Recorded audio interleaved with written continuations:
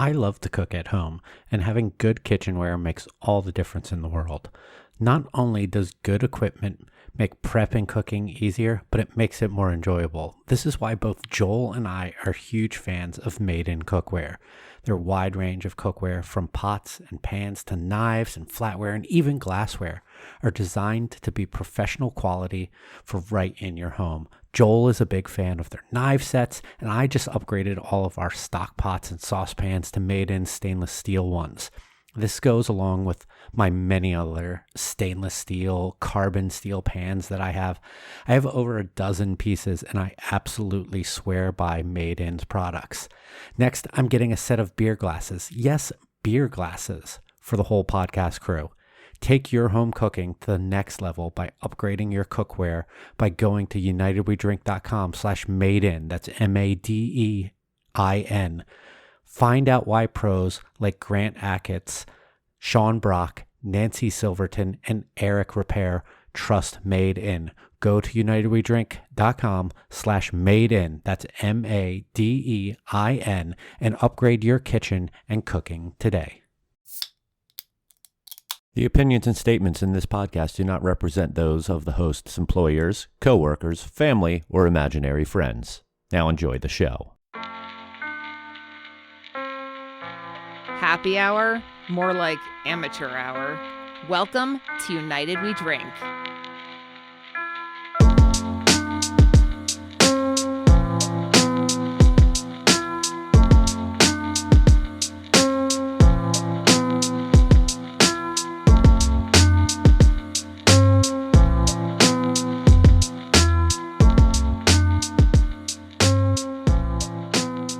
Hello, everyone, and welcome back to the podcast that's not quite your favorite podcast, but I guess it will do. Welcome to United We Drink right here on unitedwedrink.com, as well as Apple Podcasts, Spotify, Stitcher, Google Podcasts, Amazon Music, and wherever fine podcasts are found. My name is Mike Urevich.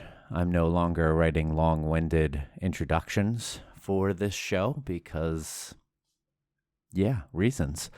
I'm joined, as always, by my two co-hosts. First up is a man who looks oddly zen tonight, Joel Codner.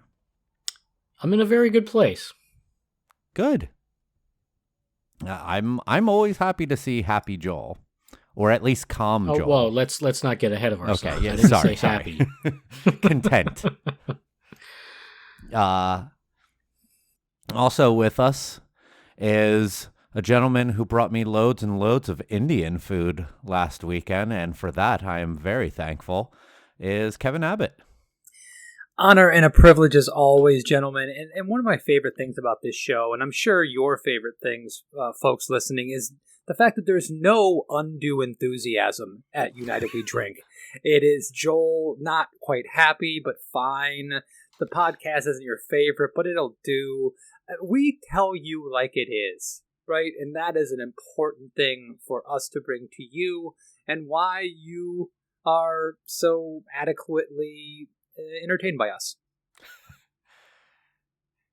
Everyone who listens to this show has told me before, we are very content with the sounds that you make entering our ears.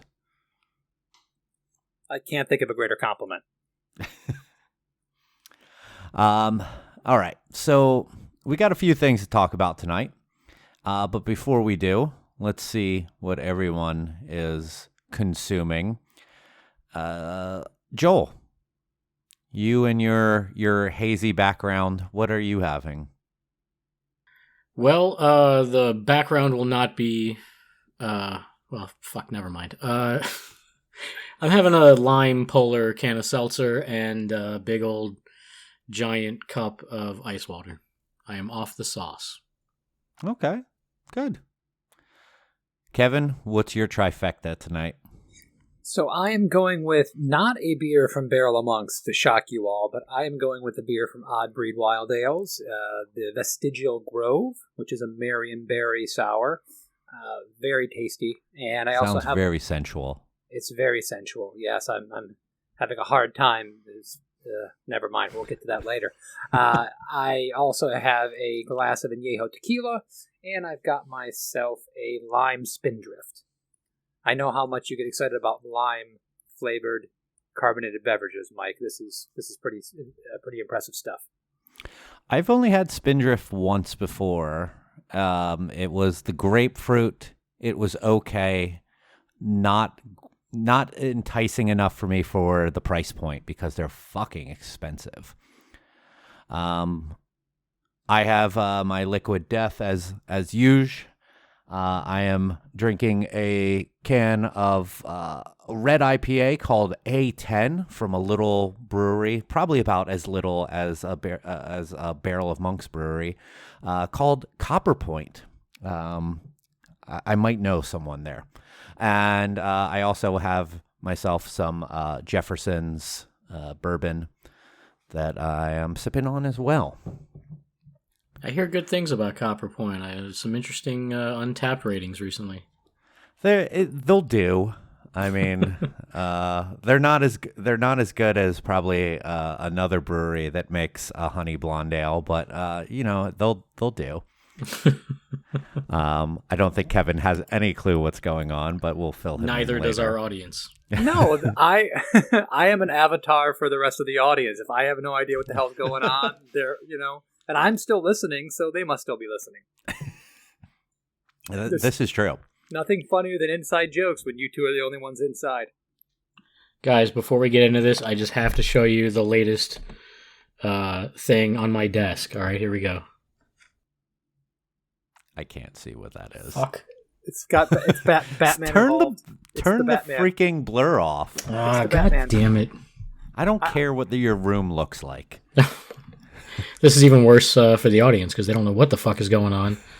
Listen, they have learned to check out the first 10 to 15 minutes, let us kind of get settled and do our things, and then they check back in. Oh, it's the Batman. It's actually Bruce Wayne. Ah. Because this Bruce Wayne is just as badass as the Batman. They're basically one and the same in this one.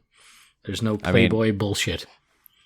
And that, ladies and gentlemen, is called your 2 minutes of Batman. Your 2 minutes of Batman on UnitedWeDrink.com. And later on, we'll have 2 more minutes of Batman. It's another segment that happens much further, much more drinking involved. And then you can have 22 minutes of Batman on our Patreon. I like Joel's birds. New background. I like that background. At some anyway. point, are we going to talk to the people listening, Yes. or is this just about us this All week? right. So there's a couple topics, news items that I wanted us to touch on before we get into our main topic. First of all, we're going to talk a little bit about one of Joel's favorite breweries. And if you didn't catch the sarcasm there, good, because I didn't really lay it on very thick. Modern Times, they announced that their company is pretty much going into financial receivership, and that means that they are going to have to find a buyer who will be able to pay off debts that the company has, or sell off the assets of the company. Modern Times is the 48th largest craft brewer in the U.S. by volume, according to 2021 data. And the information that was put out by a wonderful article by Kate Burnett on Good Beer Hunting points out, like, so much debt. There's over $13 million worth of debt that Modern Times owes to banks. And an interesting point in all of this is that they have an employee stock ownership program there, which accounts for 30% of ownership in that company. And at which point there is a serious risk of loss of investment on these people if they do not secure the right creditors or ownership on this. So this is a brewery that a few years ago was riding high. It was the kind of epitome of what breweries that wanted to be a regional size were following. And now, holy fuck, it's just all crumbling before us. Joel, since you care so much, let's start with your thoughts on this.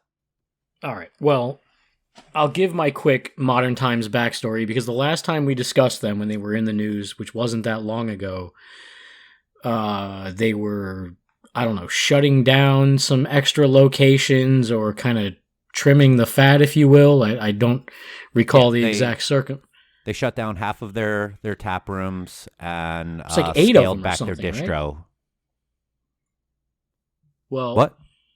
No, so initially, several years ago, I was enamored with Modern Times. Couldn't get their beer here. They're all the way out west. But I loved their social media. I loved their can designs. I adored what they were doing with coffee and coffee beer. And they were roasting their own coffee and using that in the beer. And I mean, you know, when I talk about like Team Coffee Beer, you know, they seemed to be leading the charge. Everything, the descriptions of the beer. I mean, I wished I could write like that. It seemed like they were their own biggest fans in the best way possible. I was, to me, very admirable from afar, watching them and what they were doing. And I was dying to get my hands on their stuff. And then they had a drop here, like some Total Wine, you know, 1 truckload kind of deal. And the shit was like kind of already old when it got here. And this was pre-pandemic. And wasn't really anything special. And kind of disappointing. And then I heard one of their brewers on a podcast, which is pretty well known, shouting down a brewer that I really look up to and respect and who paved the way for all of us here. And just being a real fucking dick to him, because it was a panel on hazy IPAs, and this was when they were relatively new. And there was a whole round table about, you know, should they exist, you know, like what's in them, why are they like that? And, you know, the brewer I'm talking about was trying to approach the whole thing from a very scientific standpoint and, you know, talk about what was actually in it and whether or not it should be in there and shelf stability and, you know, important things. And everyone else is just like, shut the fuck up, old man. And that really bothered the shit out of me. And I lost a lot of respect for them, because I think if, you know, you can employ someone who can just go on a podcast and say terrible things, then, you know, you're Kevin Abbott. Well, kidding. No, but the whole fucking thing just left a really bad taste in my mouth. So I did have a bit of schadenfreude when I heard about, you know, oh, we expanded a little too much, we did too much, and now we got to pull back. I mean, no shit. Like, Sierra Nevada has 2 locations. You don't need fucking 16. So, you know, now with this news, look, I don't want people losing their jobs, and, you know, fucking things are hard enough, and they have been for quite some time now. But, you know, it's unfortunate. You know, I think a lot of people kind of backed the wrong horse, and I'm hoping they can find some way to, you know, whatever the ownership program consists of, hopefully they can get out with some sort of package that will keep them going until, you know, the next step in their future. So, you know, it's not all, you know, rainbows and unicorns for me about this. You know, there is a real aspect to this that I have to consider. But, you know, I just think when bad beer goes out and employees behave poorly in public, that to me is a cultural thing that comes from up top, and obviously indicative of the business practices that have got them into this situation in the first place. So that's where I'm at with it. Sucks for the people there. Hopefully everyone will land on their feet. Kevin, How do you read this information? Does it matter to you much? Or were you familiar with it much? I know you don't follow certain aspects of like news in the craft beer industry, so it's always interesting to get your takes on this because you're not maybe as emotionally invested as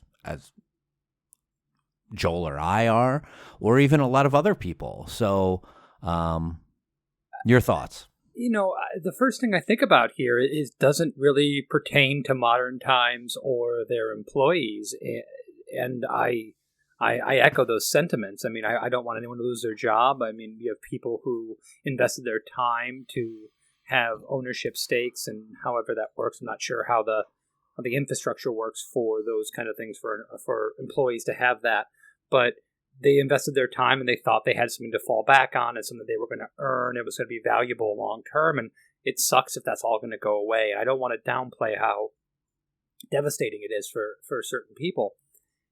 But I'm looking at this and going, man, our industry really needs to grow up and I'm not saying in a negative condescending way, like you say, oh, you're too young and you need to grow up and put on your big boy pants.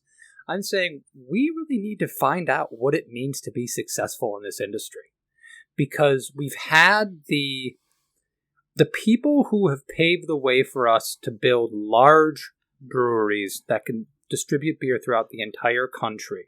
There's a handful of them. And unfortunately, a lot of people in that next growth stage kind of look at them as dinosaurs. And I'm talking about your Sierra Nevadas and your New Belgiums and your Bell's Brewing and places like that.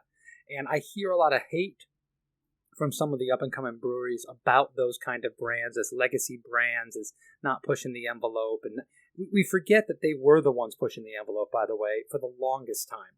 Sierra Nevada Pale Ale made Pale Ale a thing. Dogfish Head was doing wild culinary beers before any of us dreamed about doing them. So...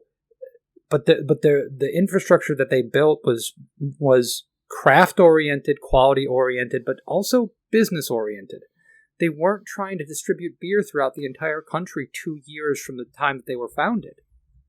They took their time, they grew slowly, and I think they made a lot of good business decisions, obviously, to get there. And I'm sure a lot of people fell along the wayside. So it's not like it was just easy, and there was also much less competition in the market. I guess what I'm getting to is that success is deemed so often by breweries is deemed by the hype of your beer, your distribution footprint. Are you in your local grocery stores? Can people get you all over the place?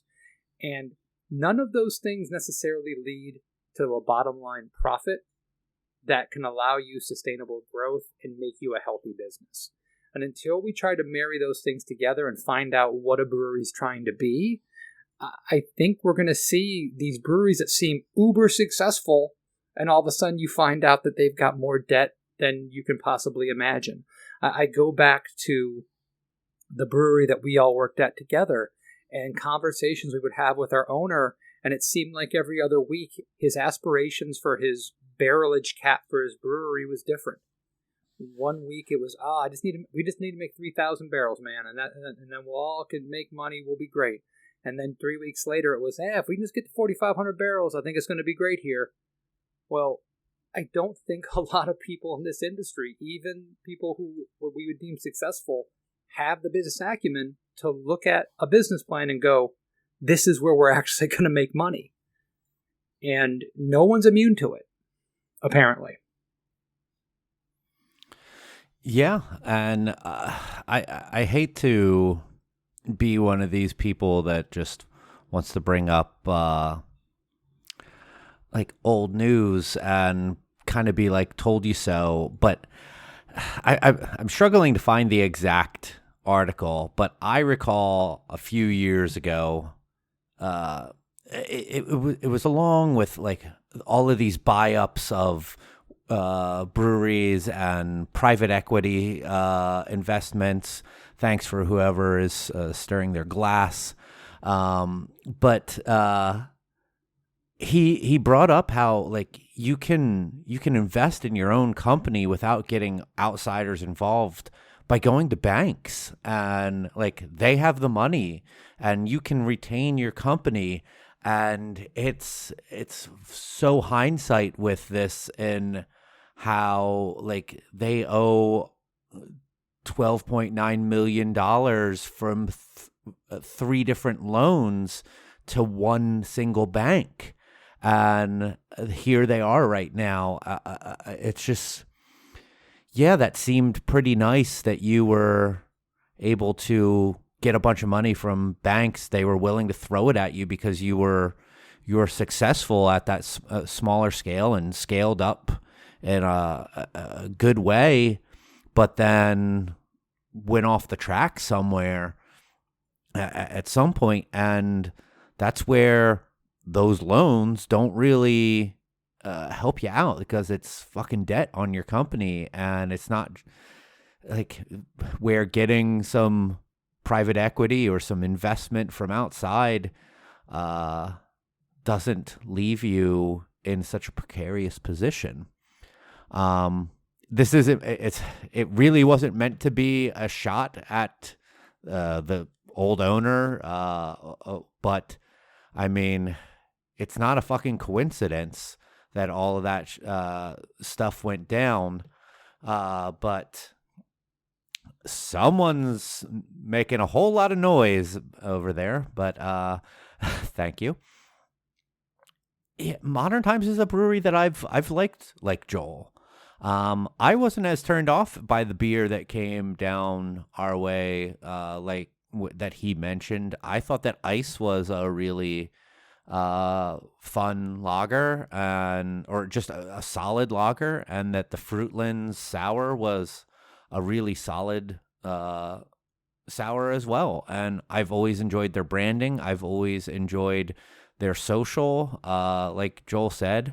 So it's a little sad to see this happen. I mean, I know that they went through some issues with the whole kind of reckoning in brewers and sexual harassment and misconduct.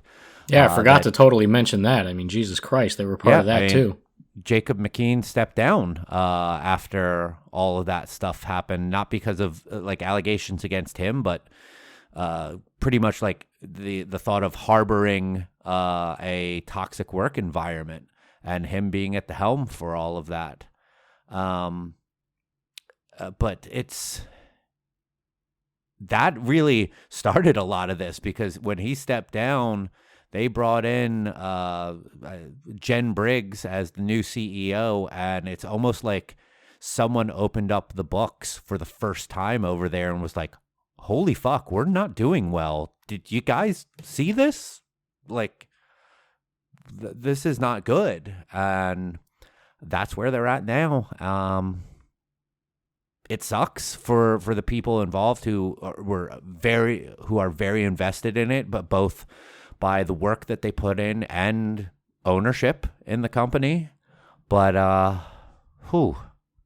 this is something I'm going to pay attention to and see how it falls out.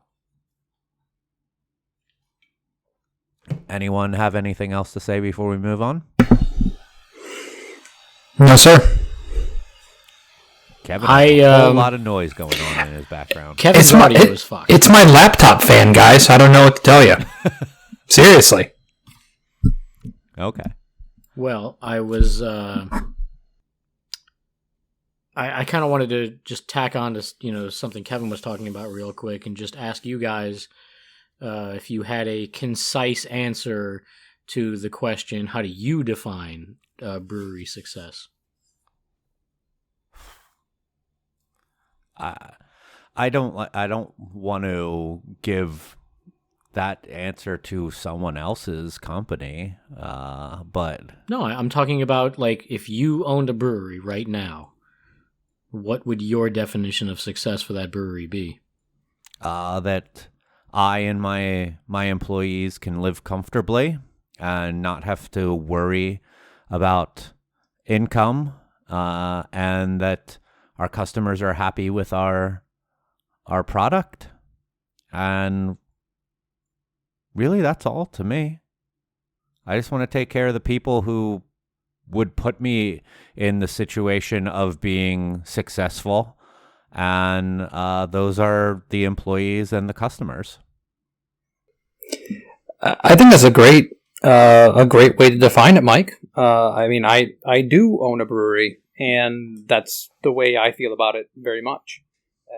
Having a place that people enjoy going to work, being able to sustain those wages, and be able to have stability. I mean, I don't want to define success about where our beer is. I take personal pride in where our beer goes and how much beer we sell and how we grow. But if we can be around for the next 20 years and provide a good living wage for the people in our business and be able to reward them for their hard work, I'll consider that a success. What about you, Joel? Well, if I had my own at this moment, I think I would define success as having a small, inclusive, approachable place where everyone's welcome, everyone enjoys being there, there's always a good vibe, and nothing gets distributed without, fucking pasteurization. Nothing goes out the door out of my control that could somehow lead to compromising the beer we're working so hard to put out. And mostly, in-house kind of, what do they call it? Own premise. Mm-hmm. Having a friendly, knowledgeable staff who enjoys being there and can't wait to tell our guests about the next beer coming or what they enjoy. Kind of like all the things that the brew pub I was at should have been and could have been. Because that was just a huge fucking waste of potential. Yeah, I mean, I'm not interested in taking over the world or Untapped ratings. Awards are nice, for me in the sense that it just makes me feel validated, like I'm doing something right. Obviously, nothing's better than, looking through the window or kind of whatever separates you from your tap room and seeing people enjoy it. I think sometimes I felt the most successful when I would just be behind the glass working and I would see like a couple sitting together and each of them would have a flight or a pint or whatever. And one would try it and have that like, ooh, face, like that's good. And then they hand it to the person next to them and they try it and they go, ooh, you're right. That is good. Like that to me is like, how can you beat the feeling of creating something from nothing and then witnessing someone enjoy it?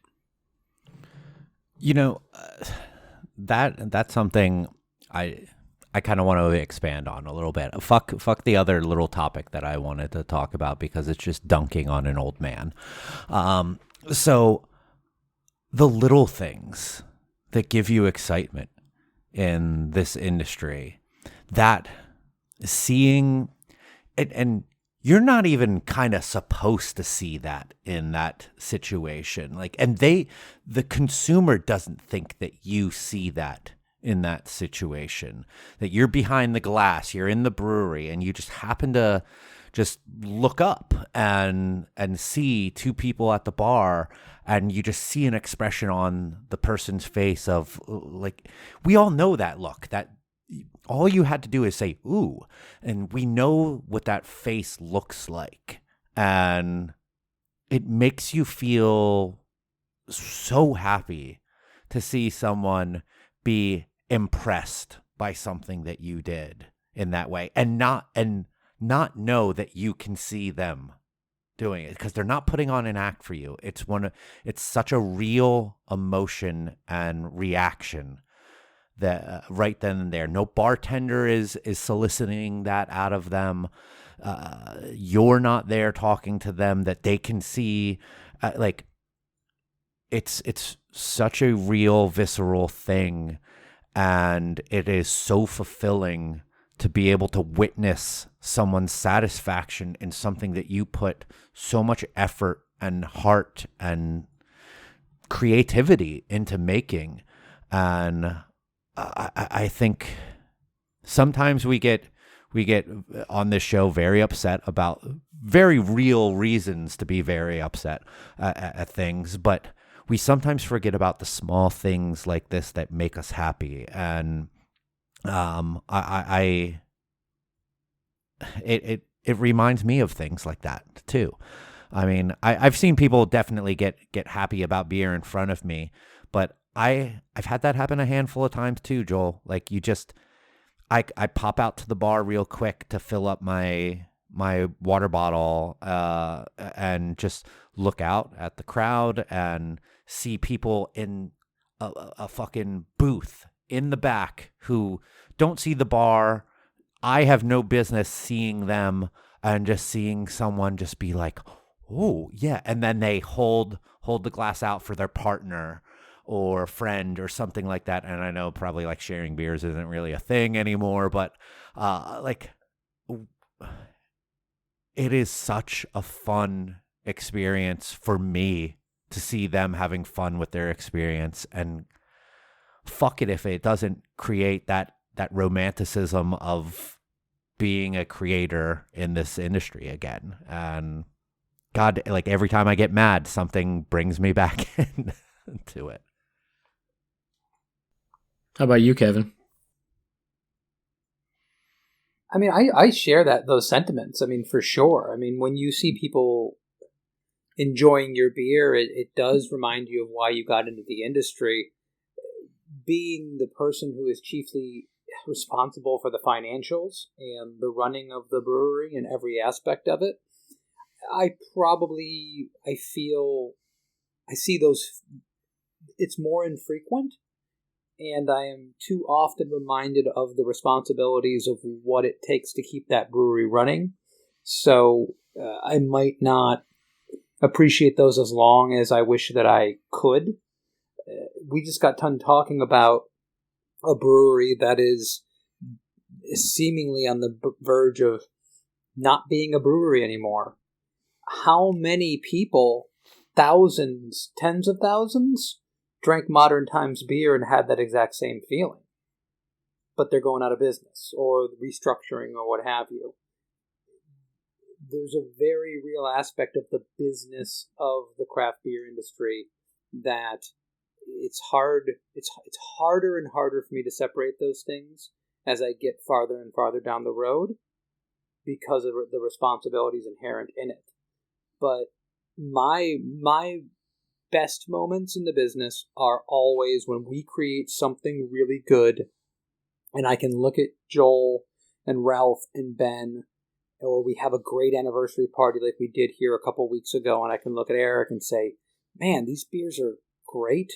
People enjoyed themselves, and I'm really, really proud of what we're doing right now. And I think it's really, really good. I absolutely still get that. That's more important to me than the people enjoying the beer at this moment.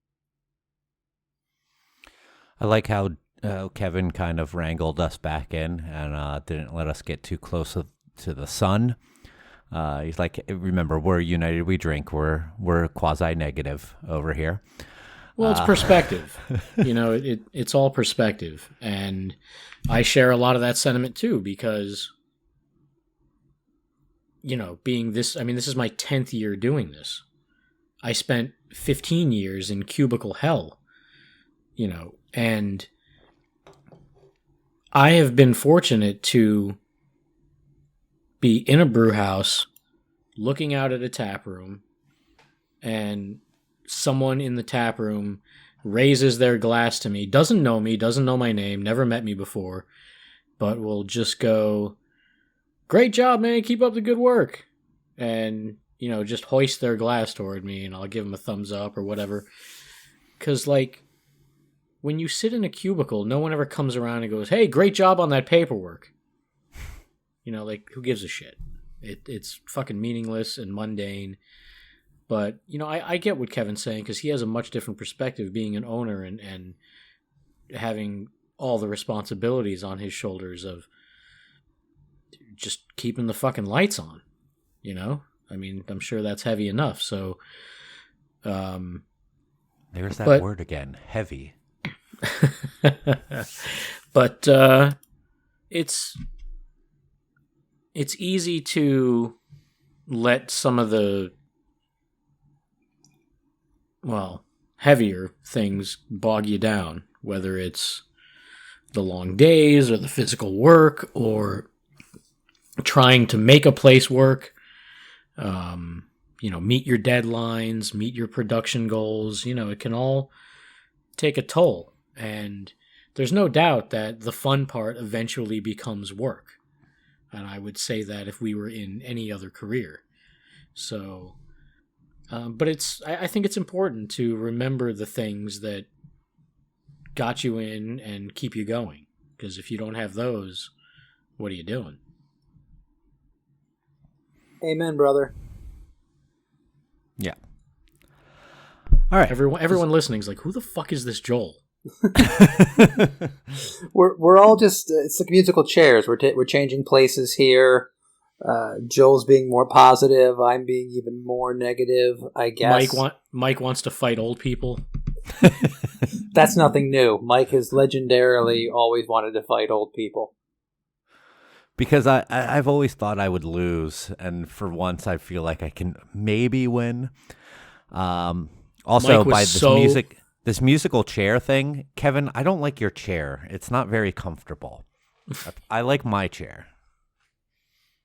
Mike was so excited when Betty White died.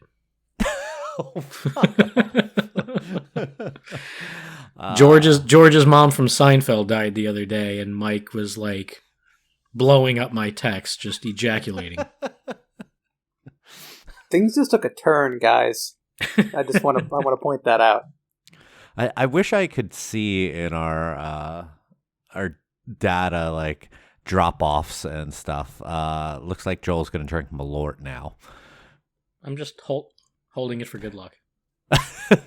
No one has ever said that in the history of the world. Well, I am just holding this Malort for good luck. Joel's the first. See, he's an iconoclast. All right, so main topic. We should probably get to this because we are running long on this bullshit. Joel, I'm going to let you kind of run this because you're the one who brought up this idea. So it's about Twitter and beer. And I just want to point out before you get into this, Joel, Mike is seeming pretty froggy about just letting one of us run the podcast recently. I feel like it's skirting responsibilities. I feel like it's getting very herky-jerky. I just want to say, I see you, Mike. I see you trying to shirk your responsibilities and put it on Joel and I. No. And I respect I'm delegating. And I respect it. I respect it. As, Joel, what are we doing? Senior co-host, I am delegating. So I thought this would be something interesting for us to talk about, and having our podcast, it's basically an hour of hot takes every couple of weeks. So what I'm about to propose is nothing new. However, there's been this thing going around Twitter. Every day it's something new. Sometimes there's multiple versions of this during one day. But basically the gist of it is, like today, basically it turned into, we are canceling each other over beer takes today. Post your cancelable beer take. Now this applied recently to food takes, and people are talking about, things they may like or dislike about food that other people may find outrageous. I've seen it about movies and other things. So today they got around to bringing beer into the conversation, and this tweet has, over 700 now. Before we started the podcast, there were less than 600. So this thing is really blowing up, and obviously people are very opinionated about beer. This is retweets, right? You just said a number. Yeah. Okay. So you just said it has 700. Sorry? You just said it has 700. It has just over 700. What? When we started earlier, it was like 596. So I'm just saying you didn't say what. 700 of what? Well, sorry. But, and the one I really enjoyed is from Zach Fowle. his retweets. So basically what I wanted to do was real quick, put out a few of these to you guys, get your opinion on them, and possibly ask if you had any yourselves that you might think people would cancel you for in relation to beer. Kevin? I have a question. So are we assuming that the people sending these tweets genuinely believe the take they're putting on, or are they putting something out there that they don't believe that they think is crazy and outrageous? What's our take on this? I think that's an excellent question because we live in an era where people are basically trolls, and that includes people in our own government. Everyone out there just trying to say the most outrageous thing to get attention, to get retweets and likes and replies, and keep that fucking dopamine, that digital dopamine coming. So, but the ones I saw today, truly, I felt like people... Look, I've said before, there's the hashtag craft beer circle jerk. I think people are way too nice and polite in this industry in the sense that honesty loses out. Honesty takes a backseat to smiling in your face and telling you that your beer is good when it's fucking shit. So, that kind of thing. So, today it honestly felt, when I saw some of these, it honestly felt like people were like, this is my chance to say something I really believe, rather than it's just beer, be nice, keep it 99% asshole free, that kind of thing. Kevin? So we're taking this as these people are stating their genuine feelings, and okay, I just wanted to make sure I was on the same page with that. I like to know whether we're taking things at face value or not, for the sake of it's fucking Twitter. No, for the sake of this exercise. I think that's important. For the sake of this exercise, in looking at these things, I want to take them on face value, and I want to see whether or not we agree with some of them. I like this. No, I know. I'm just saying that it's hard to take things on Twitter at face value when most people have a profile photo of themselves 30 pounds ago. True. Anyway, so the one that made me realize this was going on with beer today was Zach Fowle, who retweeted the initial tweet and said his hot take is, his cancelable beer take is, quote, there are currently 9,118 breweries in the U.S. and maybe 10% of them are worth your time. The rest are either boring, bad, or somewhere in between. Thoughts? Accurate. I think that number's probably even too high. I think that number's a little bit low. For the sake of comedic purposes, no, it's way too high. But no, I've been to enough breweries when I've gone on brewery tours in my home state of Michigan and stopped by smaller brew pubs and really enjoyed the beer there. But I think the spirit of it is spot on. I think the majority of breweries 100% aren't worth your time. I agree with that. I think that's an honest statement that I think a lot of people in our industry would get on board with. I think the number is a bit generous. Probably not far off, but it feels a little generous. Right now, you guys, we're not going to say the breweries, but think about the breweries in our home state. Do you really think only 10% of them are worth the time? 2%. Okay. Mike? I'm not even, sorry, I don't mean to cut off Mike, but I'm not even being hyperbolic or trying to do, this character or whatever. Like, when friends send, and hopefully they're listening, when they send me, these unsolicited random beer packages of great stuff, whether it's Minnesota or North Carolina, any of these places that have really become just wonderful places for quality beer, I feel fucking terrible because I don't know what to send back. Now, back in the day when it came to trading, High-Ally was enough to get you all kinds of crazy shit. That was 10 years ago. Now, I go to the beer store and I look at all these cans from all these breweries I know, many of which I've been behind the scenes and seen how fucking disgusting they are, or that I know someone brewing there who tells me wild shit about what they do that they shouldn't be doing. I mean, I heard some really fucked up things about a brewery very close to us recently that it would blow your mind the way they just ferment. But yeah, I mean, I've tried the hype beer from the hype breweries, and they've all been dog shit. I mean, utterly undrinkable. And now, I mean, I said something the other day about it's not, and this could be my cancelable beer take, but to me, I'm not excited about the resurgence of West Coast IPAs and lagers when most breweries are shit. I think that's a valid concern, because if they can't even make their hypey things right, what makes you think that they can make something that is a technical beer right either? Is that 10% number generous or not? Kevin's going through a tunnel. Yep. But I think, and even for the state, I really was racking my brain on that one, because I haven't been to a ton of there's so many breweries in this state now. There was at one point where I was like, yeah, I know this brewery. I know every brewery in this state, and I've at least had a beer from them, because I could get it like somewhere in the state.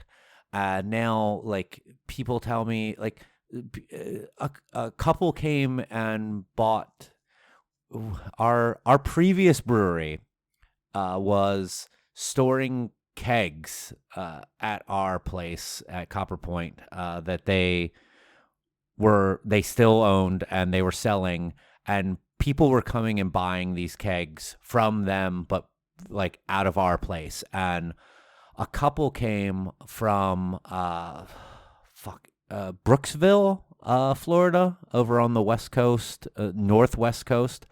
A small little nano operation, and one of them used to work at Crooked Can in the Orlando area, who's a brewery of considerable size.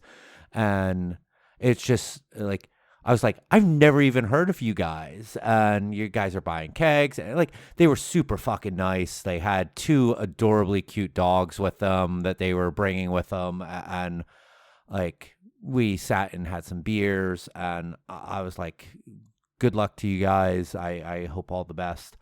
I don't know if they make good beer. I didn't have anything, but I've had some really awful beer in this state. And I've had some really good beer too. So I don't know on that number if it's in the state, if it's right or not. In the country, I feel like it might be a little generous. I would also go and look at beers that I have had from breweries that I have had, and it's doesn't really go along with that number, but some of the best experiences and best beers that I've had are from breweries that existed before I was in this industry. And that was like probably because they've been doing it longer, and they were doing it before it was a popular thing. And one of those breweries closed down recently, Marin Brewing Company in California, someone that I know Kevin was very high on when he visited there. Almost 30 years of business, and they closed down, and their beers were fucking fantastic out there. But is that a hot take? Yeah. It's one that I would like. I would like if I popped up on my timeline, but is it? I don't know. It's probably close. Kevin, hit your mute button. Thank you.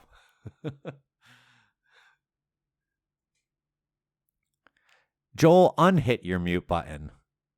Kevin's driving. He keeps going through tunnels. Fucking Christ. Who's driving this podcast? Well, I mean, we could go round and round with... we could talk all night about the validity of that tweet. I mean, I said something yesterday that was kind of echoing what I said on the last podcast, which was beer is never going to be taken seriously unless we hold it to a higher standard. And I just feel like some of the beer I've had locally, you know, Jesus Christ, like, I just think it's lowering the bar for everyone. And this is not like, I'm a better brewer, or I work for a better brewery. It's nothing like that at all. Okay? It is... I mean, I remember going to a brewery opening, and yes, beers at a brewery opening are not always going to be perfect. But when one is flat and the other is a fucking diacetyl bomb because you rushed everything to open your doors, why should I ever come back? First impressions are a big fucking deal. And I understand, you know, as someone who has had to open a brewery from scratch, you know, don't write us off just yet if there's something you don't like. Like, you know, we're getting used to the equipment and everything. Like, you know, everything's not going to be perfect right out the gate, but goddamn try and try to improve upon yourself. And holy shit, it just seems like so many... And bad beer has been normalized so much that fucking people don't even know the difference. They just know that because it's not the macro lager they're used to, that the diacetyl doesn't matter because it's got fucking Oreos in it, and this is totally new and fresh and interesting and awesome, and, you know, it's just a fucking joke. Should we get into some of the other... Yeah. Oh, what do we got here? I fucking lost it because I noticed some stupid brewery was putting out a mixed pack of serial killer themed beers. So, my point again, hold yourself to a fucking higher standard. Don't have a Gacy, Dahmer, Ramirez fucking pack of beer, you jerk-offs. Anyway. Mike might have to edit out some blank space here while I try to get this goddamn tweet again. I'll give my hot take. Go for it.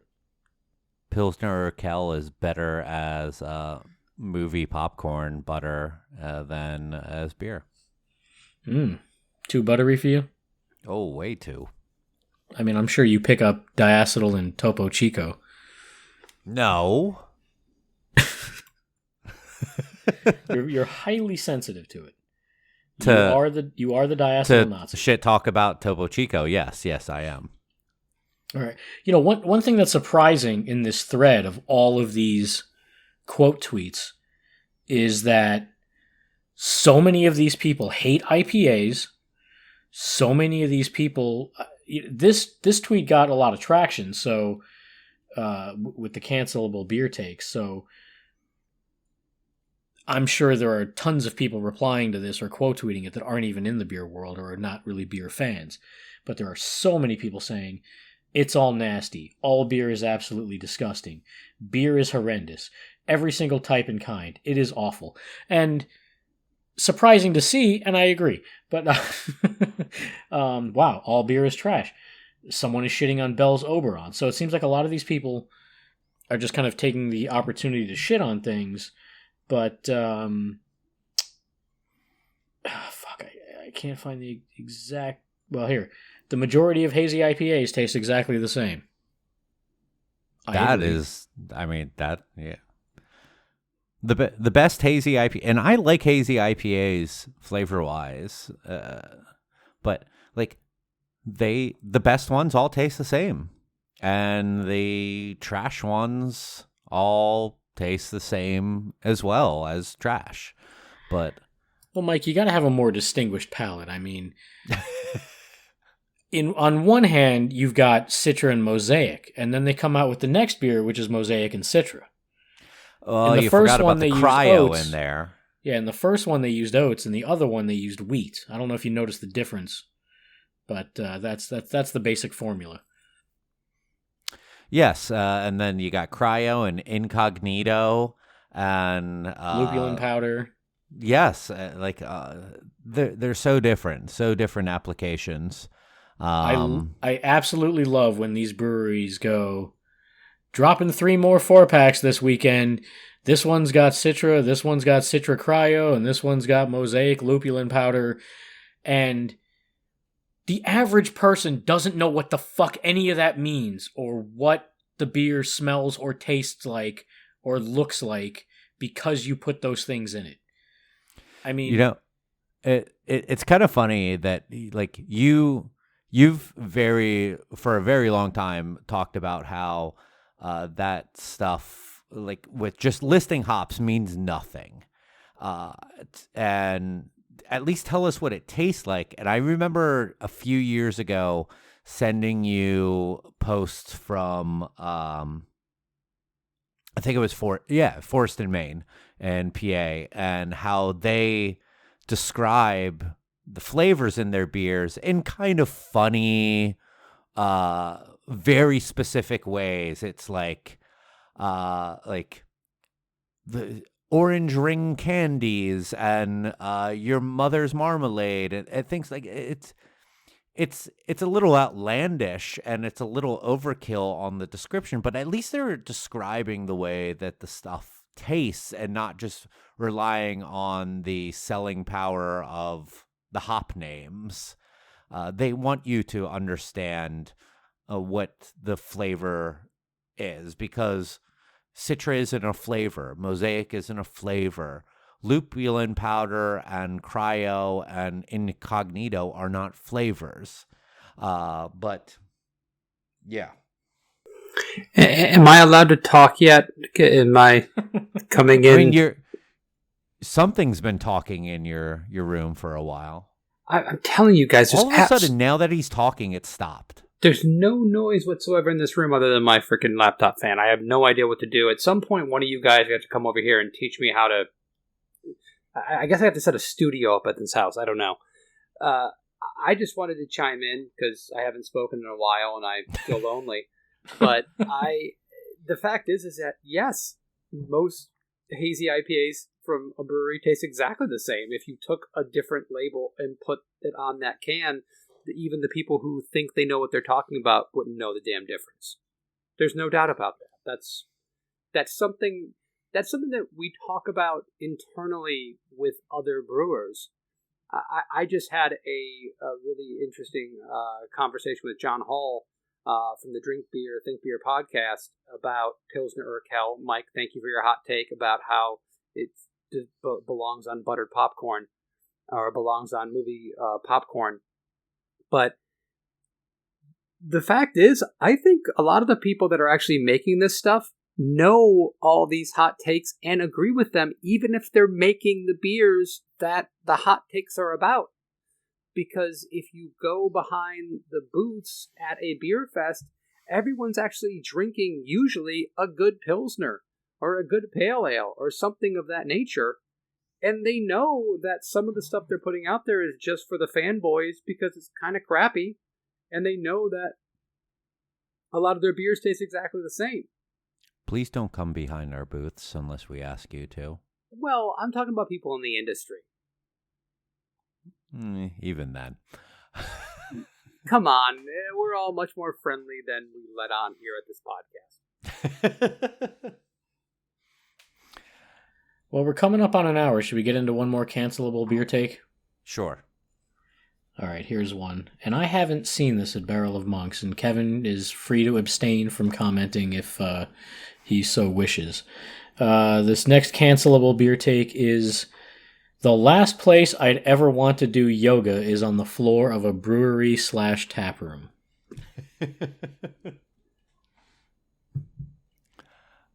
I agree. Well, go ahead. Sorry, I thought you were done there. We have yoga at our place that used to be I'm explaining a thing that probably only Kevin and Joel, maybe a handful of people who listen to this will understand, because if you've been to my brewery, then you might understand.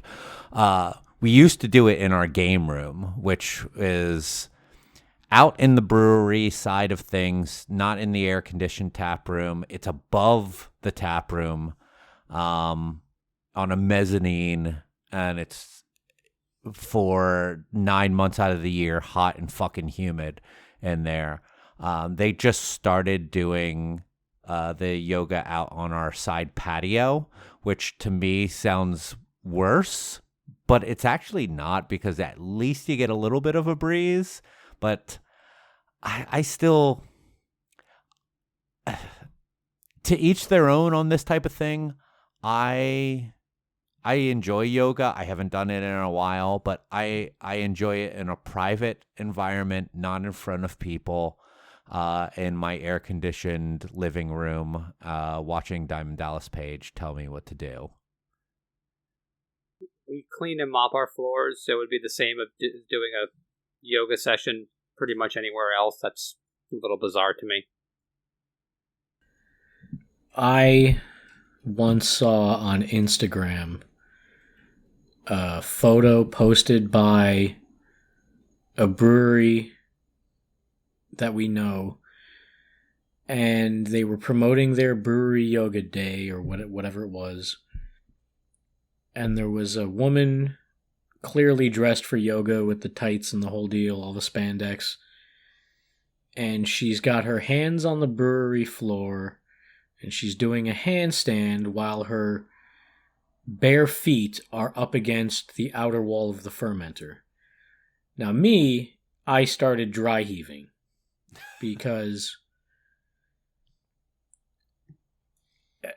just knowing what goes on in a brewery, like the things that get on the tanks and on the floors, and now you have someone like potentially contaminating shit or hurting themselves.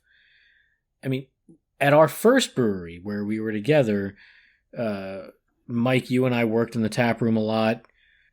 We would see, people treated it like their fucking backyard, because that was basically like what it was. There's, it was like outdoors, indoors. It was humid as fuck. There was cornhole and all that bullshit. And we would see people with like fucking toddlers running around barefoot. And anyone who has lived indoors ever has at one time in their life broken a glass, dropped a glass on the floor, meticulously cleaned it up so that there's no shards anywhere, and then 3 years later stepped on a piece of that glass.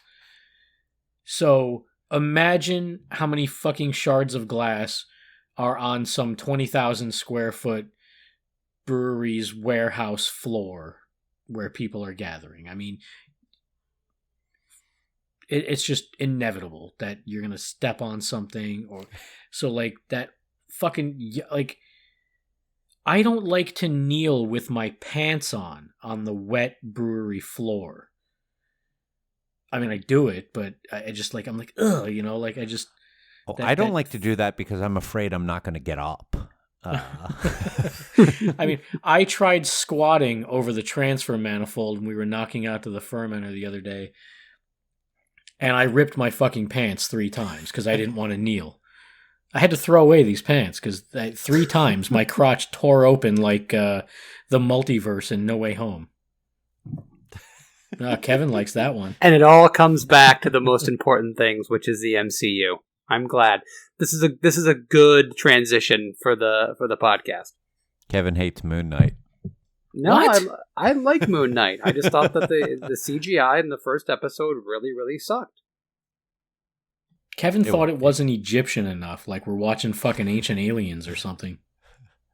You want to go with Ancient Aliens about being authentically Egyptian? I don't know. I can't. Hot take? The Mummy. There you guy, go. this Authentic. Nobody was Egyptian in The Mummy. Yeah, that's a problem. What was the last hot take? Yoga? It's about the MCU, right? Something about yoga and breweries. And by the way, I would not have done yoga or been on the floor at all in the brewery that we all worked in together. There were problems. Yes. Mike and I used to throw ideas back and forth, and I had the thought of, what if you took all these cliched brewery events that every fucking brewery does now and combine them somehow? So instead of yoga night, it's, Twister, or what the fuck was it? Like, instead In the of biz yoga trivia. well, yeah, it was like combine things. So like instead of paint a pint night, it would be paint a yoga mat night. And you'd have to paint an entire yoga mat. Shit like that. That's what I want to see. Only if you work in hospitality. I don't know what that means. In the biz. Come on. Like, fuck off. Oh, Mike got a nice in the biz discount from a total stranger this week. Oh, I found out why. Yeah, I know. Because a former coworker of ours who works at that brewery told the bartender and didn't even bother to come over, because he came into our brewery the following day and he was like, "Yeah, saw you at X brewery." Like, why didn't you say anything? You looked busy with the kids. I'm like, well, I was, but you can come over and say something. He's like, well, the bartender gave you a discount. Like, I was like, I was fucking wondering, like, for 24 hours why I got an in the biz discount from someone who I don't know. But I was about to say that you were doubly lucky. You got the discount and he avoided you. And then you ruined that by telling me about the following day. Yes. I mean, that was how I found out. Yeah. I guess Kevin doesn't know what we're talking about, but I'll give him a clue. 3 words. Piece of wood. Still don't know. Oh, yes, come on. Do. Who liked to play with wood? What? Fuck. Jesus Christ. What a fucking dumpster fire this episode is. All right. What Joel are we felt doing last here? episode was a dumpster fire, and a lot of people loved my insight on things on that one. So thank you on that.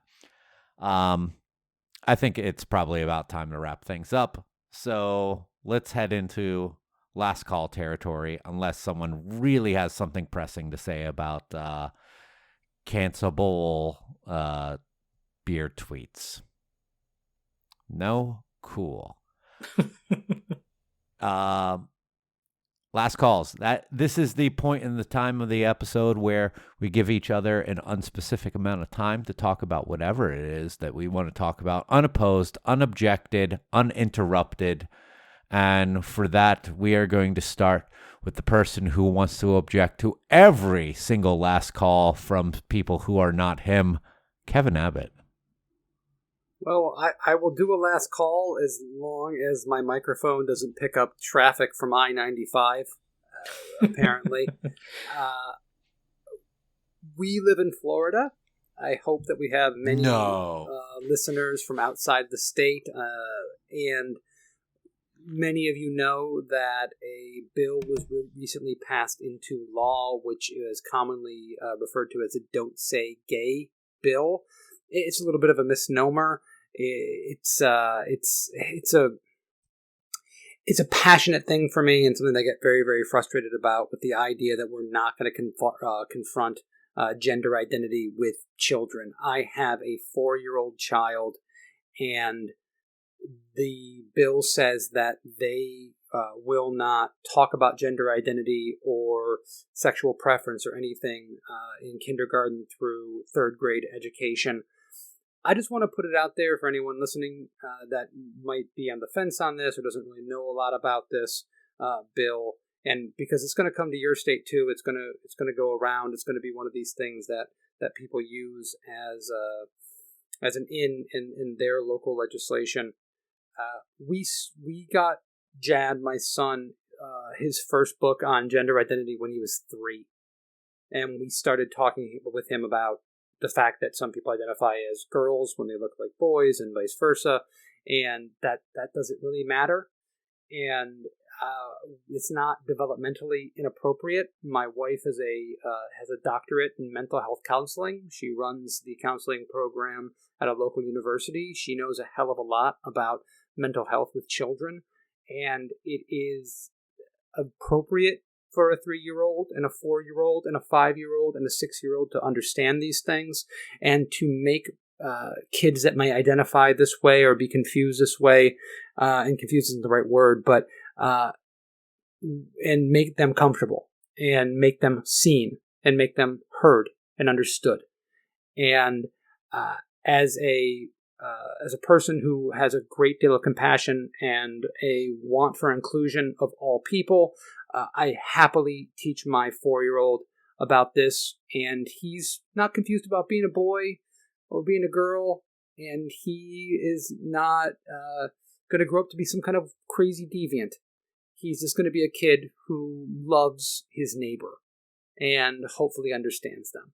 So if there's legislation in your local state, if you're a person that wants to get out there and support your politicians that go against these kind of bills, I highly encourage that, not because of Republican or Democrat, but just to being an inclusive, decent, loving human being.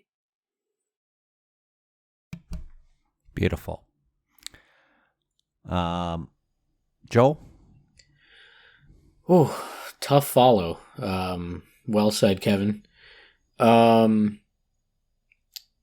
Real quick, yesterday was the 30th anniversary of my arrival to Florida, and I had been dreading it for so long because it unfortunately impacted me in a very negative way when I first got here. I mean, I practically moved here overnight. My parents had a very ugly divorce, and the family literally split in two. I was moved 1,200 miles away from everything I knew and loved, and had to change schools several times over the next year and a half. So I didn't just move once. I moved like 5 times, I think. So over the next year and a half, within the span of a year and a half, I was at like 4 different schools in what would probably be considered my most formative years. So if anyone wants to know why I'm so fucked up, there you go. But I'm happy to say, like a while back, I was thinking like maybe I should take that day off. Maybe I should go into seclusion somewhere, be alone, be in nature somewhere, and just try to find peace. And I didn't do it, but and my therapist had said, like, don't give the day that much power. But I just felt like, how could I not? 30 years, it's crazy. Like, I always thought of 30 years as this crazy number. Like, my dad was 30 years older than me. I love the Back to the Future movies, and like, it's a 30-year gap every time until they go to fucking the Wild West. But, Marty goes back in time 30 years, then he goes forward 30 years, so the idea of what things could be like now versus 30 years in the future and the past was always mind-blowing to me. So it was like this milestone I was really dreading. And amazingly, I had a day which was probably the best day I could have had, which was I just didn't think of it much. I didn't dwell on it. When it came up in my mind, if it was really going to bother me, I would have to make it bother me. So I felt really grateful for that, and that I'm past it. The night before, I had a really incredible 2-hour conversation with my wife. Like, we really got in deep, and both shed a lot of tears and really got into some real heavy life stuff that. A lot of times when you're a parent, a husband, a father, the employee, working, these things can just kind of fall by the wayside, and sometimes things can go unsaid for a long time, or maybe people are not being as honest as they could, and we were, and I think that put me in a better mind state going into the day I was dreading yesterday. So I'm really feeling good about all that stuff. I feel very I don't know what the word is. It's not happy. It's not content, but it's better.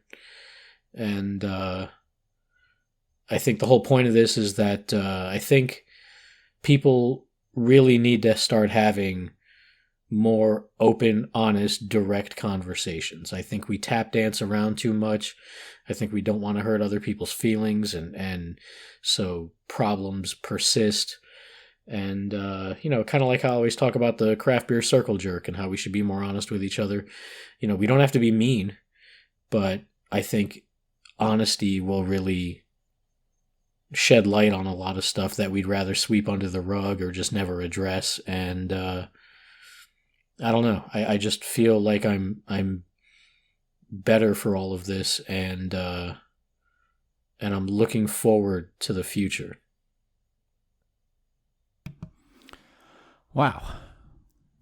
You guys both putting out incredibly heartfelt things. So what's the deal with it? No, I want to say something personal too, and I like it. I don't know how it comes out, but by the time that this comes out, I mean at the time of recording this, I have informed my employer that I wish to step back from responsibilities at the brewery and no longer work in the brewery itself. For those of you that maybe don't know, I have been in our brewery, working in the brewery itself and our marketing person for the last year and a half. And every bit of social media that comes out of it, except for the 2 weeks after my sons were born, has come from me. The photos were almost all taken by me. Words written by me, and so on and so forth. And that, along with being practically our head cellar person, like leading our cellar, our production manager, our operations manager, and I deal with our taxes and our inventory management and all of that. It's taken a lot out of me. And now having twin boys who are now 5 months old, that has taken a lot out of me. And working in the brewery hurts physically, mentally, emotionally. And I have gotten to the point where I cannot do it anymore. Joel mentioned how he's coming up on 10 years in this industry, and next month is 10 years in this industry for me. And I have to look at my family. I have to look at my career. And luckily, through talking with the fine folks at Copperpoint, they're allowing me to scale back and not be in the brewery anymore and be our marketing person on a part-time basis. I am very fortunate that my wife makes very good money to where I don't need to work full-time. This is a conversation that has taken a while for us to get to, because I have an old school mentality of believing that I need to support my family and I need to provide, and by working full time. And I've gotten to where I'm comfortable with saying that I don't need to do that. And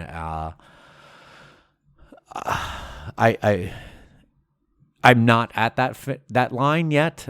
I don't want to say finish line because that's a dumb fucking thing to say.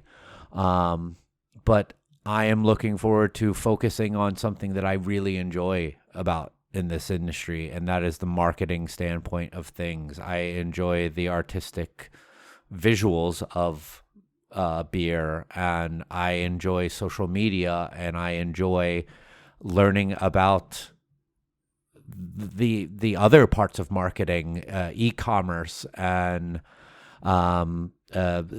ads and things like that. I'm looking forward to that, and I'm looking forward to not being in physical pain and mental pain going into a brewery and it being fucking 95 degrees and 88% humidity and feeling like I'm going to pass out the moment that I get in there.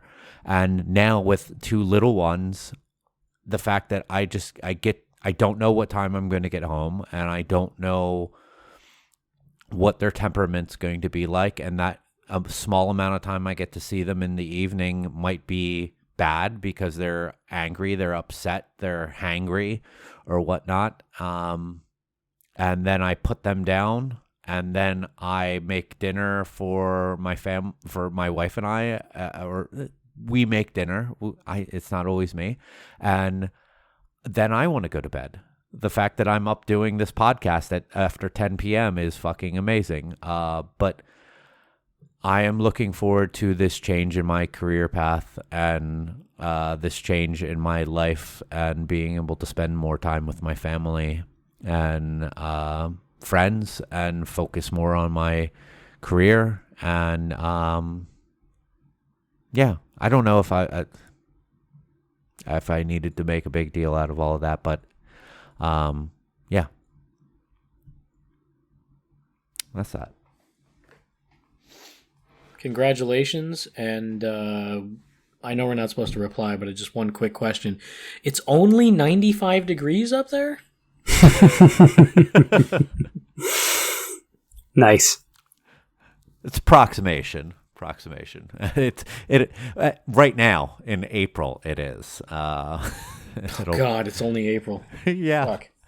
The April Fool's joke that nature played on us was like, you think it's not summer yet? Well, let's wrap it up before we start getting into a discussion about the weather, because you know how I feel about that. Yeah. Joel, anything you want to plug? Yes. Next month, May 6th, Doctor Strange and the Multiverse of Madness.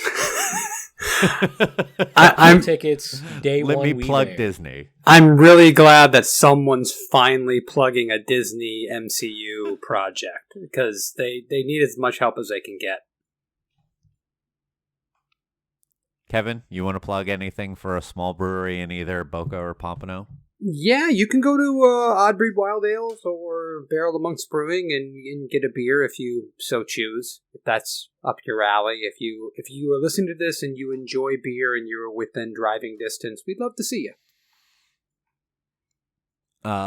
If you want to follow me, I'm at Mike Loves Beer on Twitter and Instagram. The show is at United We Drink on Twitter, at United We Drink Pod on Instagram.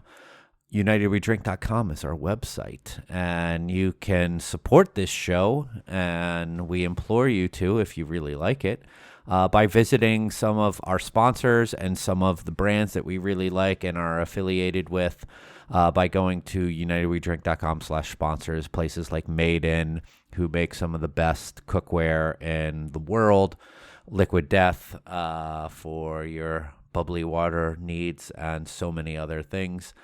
We also have a store that is somewhat neglected at UnitedWeDrink.com/store. Maybe with some of my extra time, I'll be able to come up with some fun new designs for t-shirts, buttons, stickers, and all of that stuff over there. But other than that, you can, if you want to tell your friends to listen to the show, any of the podcast apps, just say, look us up. There. We're there. Other than that, we will be back here in a couple weeks to talk about something. I know that Kevin brought this up before the show, but I don't remember what it was. Locally sourced ingredients. That was a thing. Yeah, we'll talk about that. I am making it so. So we'll catch you all next time. To everyone in Chicago who went to watch baseball today and not brew beer, I should have just fucking robbed a brewery because there was no one there. Did I have FOMO today? Everyone was there drinking Old Style. God damn it. Enjoy baseball, except fuck the universal DH. I said it. We'll see you next time. Cheers. Cheers. Cheers.